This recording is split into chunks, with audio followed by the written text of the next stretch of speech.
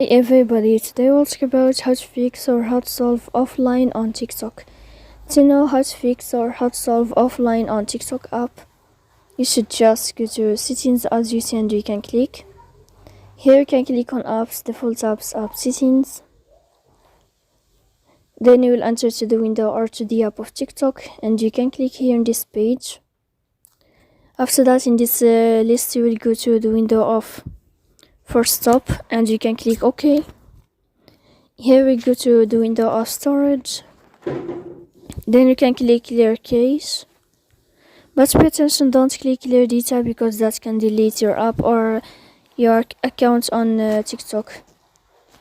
So please don't forget to support us by like and subscribe. See you next time in another video and thank you for your attention and you are watching. Goodbye.